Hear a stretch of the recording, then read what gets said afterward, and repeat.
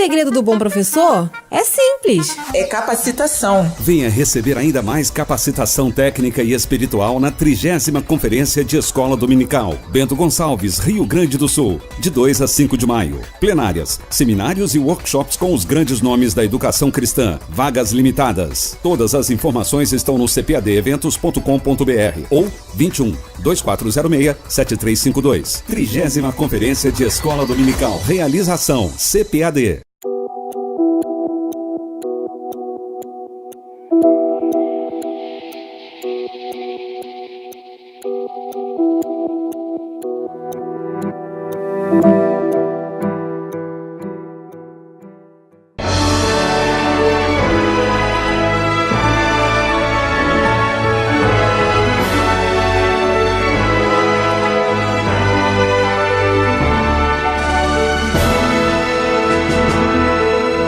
Subsídios.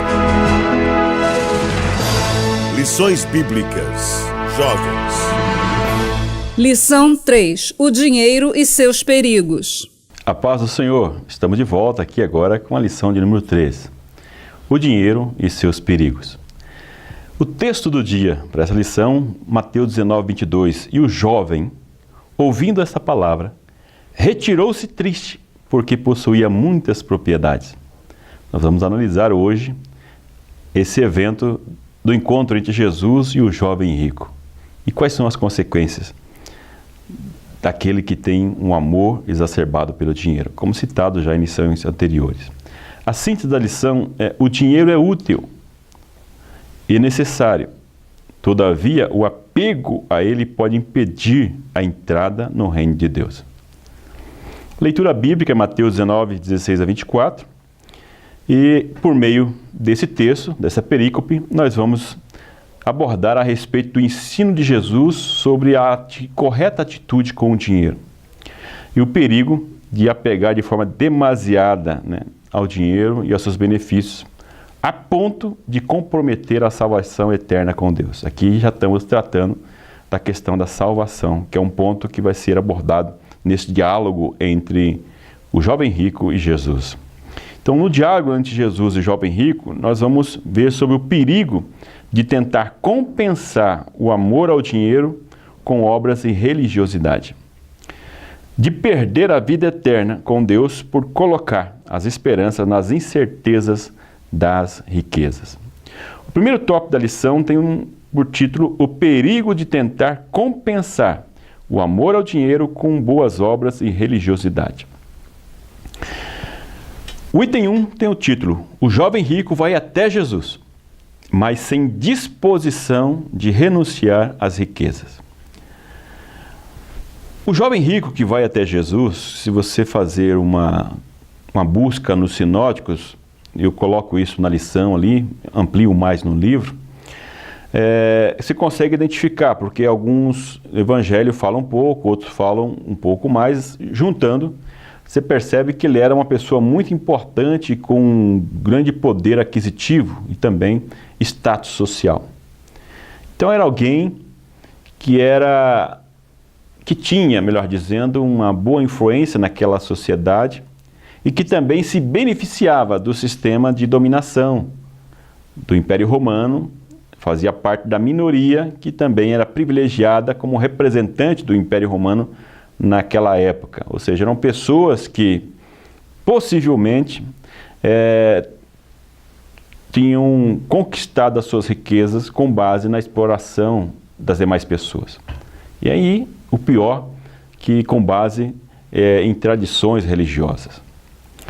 E aqui é interessante que ele reconhecia a autoridade de Jesus. Nós vemos que ele chega até Jesus e faz uma pergunta: o que era necessário para herdar a vida eterna.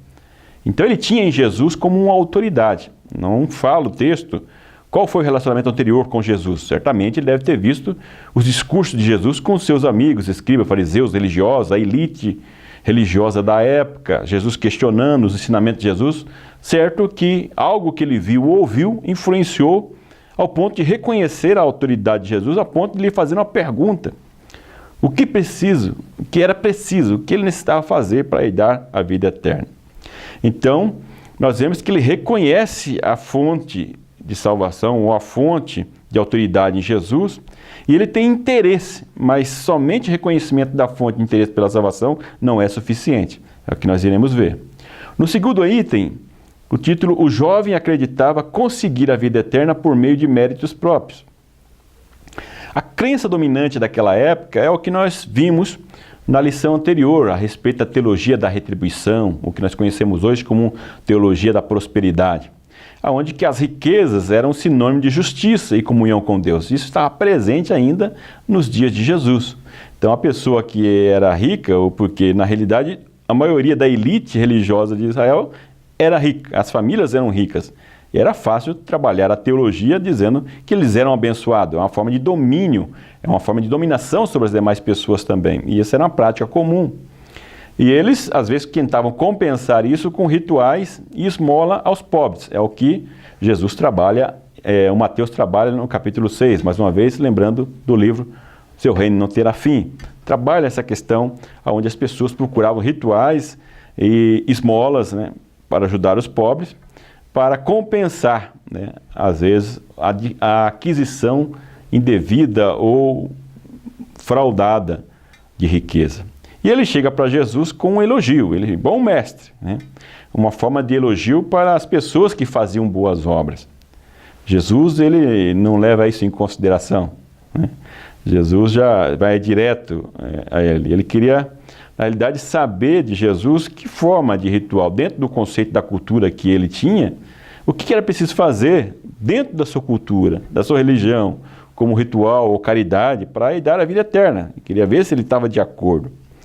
Mas nós vemos que essa doutrina da justificação pelas obras é combatida veementemente pelo apóstolo Paulo. Eu trabalho isso também aqui no meu livro Justiça e Graça, que é o comentário de Romanos. E esse foi o primeiro livro de apoio dos jovens. Até então, a revista de jovens 2015 não tinha livro de apoio. Esse foi o primeiro. E eu trabalho aqui nesse capítulo 4 de Romanos, onde Paulo ele traz a doutrina da justificação pela fé, combatendo essa doutrina da justificação pelas obras, que era forte no povo hebraico, no povo judeu da época, que era presente nessa cultura também. Por isso, esse interesse do jovem, o que eu preciso fazer? E o item 3 tem, o amor ao dinheiro não pode ser compensado pela religiosidade. Jesus, ele responde ao jovem, ele fala, guarda os mandamentos. E aí o jovem provavelmente deve ter respondido feliz, alegre, mas quais mandamentos? Dizendo, será que Jesus tem algo diferente para ensinar sobre os mandamentos ou é aquele que eu sempre guardei, que nós conhecemos da nossa religião? E aí Jesus diz para eles que faz um resumo dos mandamentos dele. Então ele fala, estou em casa, estou tranquilo. Ele diz, tudo isso eu tenho guardado desde a minha mocidade. Então quer dizer, eu estou bem então, estou guardando os mandamentos, eu estou cumprindo com os rituais, eu estou dando esmola, eu estou cumprindo com os mandamentos, estou bem. Então, ele se caracteriza aqui como um exímio religioso, né? Um cumpridor das tradições judaicas, e ele achava, então, que estava tudo bem. E isso é um retrato de muitos religiosos dos nossos dias hoje, né?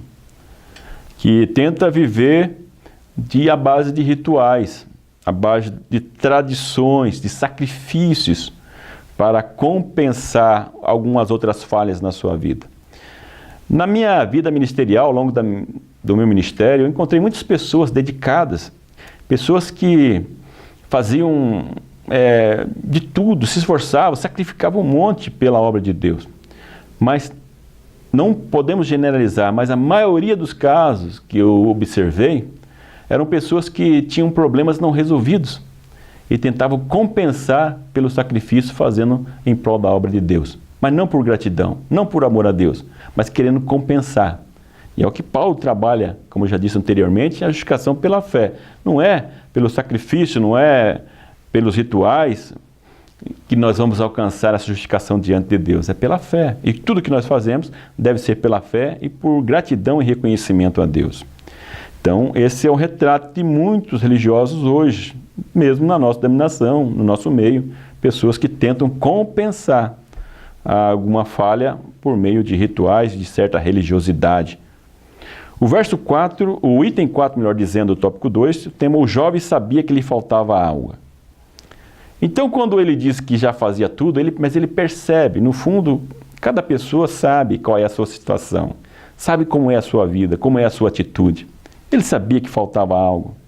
Se ele foi até Jesus, porque ele já foi motivado por algum questionamento, algo que precisava ser respondido. Ele disse: o que me falta ainda? Ele sabia que faltava algo. Aí Jesus responde que precisava algo, sim. Ele precisava mudar alguma coisa que ainda não estava de acordo com a vontade de Deus. Esse jovem talvez tenha sido levado a esse questionamento, talvez ao perceber os discursos de Jesus, os embates de Jesus com os escribas e fariseus, onde Jesus ele apresenta o seu projeto de vida, que era um projeto diferente do até então defendido por ele pelo seu grupo, de uma minoria privilegiada. Mas Jesus apresenta um projeto não para um grupo específico, mas para todos. Um projeto da igualdade, um projeto onde a humildade, a servidão tem muito mais valor do que o poder sobre a opressão, que acontecia com os romanos e os seus representantes, mesmo judeus, os líderes religiosos, que usavam todo aquele sistema e a própria religião para dominar as pessoas. Jesus, ele vem de encontro a isso, sentido contrário, questionando isso e pregando certa igualdade. A base era a mesma, a base era a lei, os profetas e os salmos. Mas Jesus usa a mesma base que os judeus defendiam para justificar o seu status quo e faz uma releitura para defender esse projeto da igualdade, diferente do que eles ensinavam. E aí vem a pergunta desse tópico. Jovem, falta-te algo para conseguir ainda a vida eterna? O que está faltando para você? A injustiça oriunda do amor ao dinheiro não pode ser compensada pela falsa religiosidade. Não é o sacrifício, não é a religiosidade que vai trazer a vida eterna, mas a justificação em Cristo Jesus e uma vida de comunhão com Deus. O segundo tópico diz o perigo de perder a vida eterna devido ao apego demasiado aos bens materiais. Então, o primeiro item, o apego aos bens materiais impediu o jovem de seguir a Jesus. Então, quando ele pergunta lá, quando nós citamos anteriormente, me falta algo? Talvez ele esperava ouvir uma coisa diferente, mas Jesus diz, se queres ser perfeito, vai e vende tudo que tem e distribui com os pobres. Aí pegou aonde estava o tesouro do jovem, onde estava o coração dele. Então, Jesus não estava ali recriminando o fato de ser rico, de ter posse, mas o fato do amor, do coração estar voltado para os bens que ele possuía. Muitas vezes as pessoas utilizam esse texto para explorar as pessoas, pedir oferta. Não é esse o objetivo. Jesus estava levando o jovem a refletir aonde estava o seu coração. E leva-nos também a refletir sobre isso. A falta de desprendimento desse jovem, por causa do desprendimento dos bens materiais, ele impossibilitou dele ser um seguidor de Jesus e continua impossibilitando de muitos, por mais que tenha o título, mas de ser um verdadeiro seguidor de Jesus. Mateus ele deixa bem claro por que o jovem para de dialogar com Jesus, porque o texto fala que ele termina o diálogo abruptamente com Jesus, para de falar. Ele fica triste e retira-se e não interroga mais o mestre. Calou-se. Calou-se. Mateus deixa claro, ele diz assim, porque possuía muitas propriedades. Muitas propriedades. É o que Jesus fala na parábola do semeador, Mateus 3:22, quando ele fala a palavra que é lançada nos espinhos, diz que a riqueza, o envolvimento com o mundo que domina, o sistema dominante, acaba apagando a fé, a esperança, a busca de Deus. O item 2 diz, Jesus explica o que havia acontecido aos discípulos, como era costume de Jesus, e vemos que os discípulos ainda em formação, em preparação, que muitas vezes não entendiam o que Jesus ensinava, o que Jesus estava querendo trazer com algumas explicações, vemos que ele mais uma vez tem uma conversa reservada com os discípulos para explicar o que estava acontecendo. Os discípulos ainda estavam influenciados pela cultura e a religião judaica. Eles estavam meio que sem entender, e Jesus começa então a explicar aí que ele fala né, aquela palavra, aquela frase que muitas pessoas têm várias interpretações em relação a ela, que é mais fácil passar um camelo pelo fundo da agulha do que um rico alcançar a salvação. Então Jesus aqui usa uma linguagem hiperbólica, né? É um exagero, né? Para demonstrar que rico, nas mesmas condições daquele jovem, que são ricos, têm grandes posses, mas que o amor está no dinheiro, não tem como se salvar. Quando coloca o dinheiro como Deus, como prioridade na sua vida, os bens materiais. E aí os discípulos, que também eram influenciados por essa cultura e ainda não tinham conseguido desvincular de uma vez por todas, eles perguntam, então quem poderá salvar-se, Senhor? Quer dizer, eles mesmos também estavam confusos, não tinham entendido, por causa dessa influência que eles ainda tinham, desse conceito que perdurava naquele ambiente. Como nós muitas vezes também somos influenciados por ambientes que nós estamos, mas não podemos deixar influenciar, mas pelo contrário, influenciar o meio que nós vivemos. Jesus esclarece que a verdadeira fonte de salvação, no verso 26, é somente Deus. Então não importa a condição. Então deixa claro que a riqueza, que a saúde, como muitos acreditavam, como um sinal de bênção de Deus e comunhão com Deus, não era verdade. O item 3 diz, a vida eterna é para os pobres de espírito. Como estamos trabalhando em Mateus, no contexto do Sermão do Monte, Mateus 5, 1 a 12 diz que felizes são os pobres de espírito, né? Pessoas humildes, no bom sentido da palavra de humildade, pobres de espírito, aqueles que são conscientes de que sempre necessitam de Deus. Porque muitas pessoas, por possuírem muita riqueza, eles jogam nelas a sua segurança, por achar que a riqueza, havendo necessidade numa doença, vai lhe dar saúde, que a riqueza vai lhe dar conforto, vai lhe dar paz. Mas muitas pessoas não têm paz e são infelizes com dinheiro. Mas tem muitas pessoas que mesmo com muita riqueza, elas reconhecem que tudo que tem, tudo que ela é oriundo de Deus, provém de Deus. Ela reconhece que Deus é o Senhor de suas vidas, apesar da sua riqueza. E é isso que é aquele que é pobre de espírito, ele é aquele que reconhece que Deus está acima de tudo e de todos, que somos dependentes de Deus e a Ele toda a honra e toda a glória. Jesus, tendo tudo, escolheu por amor a nós viver como pobre. Tem várias citações que eu deixo na revista sobre isso. Então Ele é o maior exemplo disso, de quem tem, de quem possui, mas por amor Ele abre mão disso para estar próximo da sua criatura como nós. Por isso nós fomos alcançados. Aplicação prática. Jovem, você tem se apegado de maneira exagerada aos bens materiais? Você que está me ouvindo, você tem se apegado demais aos bens materiais? Tem sido um Deus na sua vida? A salvação não é exclusiva de um grupo de pessoas, como acreditavam os judeus na época de Jesus. A vida eterna com Deus está reservada a todas as pessoas que são pobres de espírito. Considerações finais. O que nós aprendemos nesta lição? Viver uma vida de religiosidade, mas continuar colocando o amor aos bens materiais em primeiro lugar, coloca em risco a possibilidade de ter uma vida eterna com Deus. O cristão deve seguir o estilo de vida de Jesus, que não somente ensinou o caminho para a vida eterna, como também testemunhou com o seu próprio exemplo de vida, né? Aquele que colocou a vontade de Deus, a obra de Deus, em primeiro lugar na sua vida.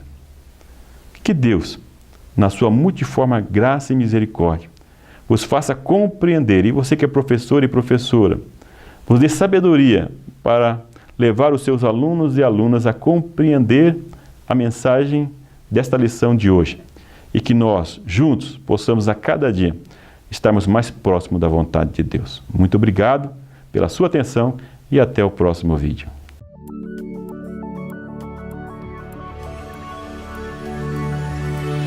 CPAD, a editora da Escola Dominical.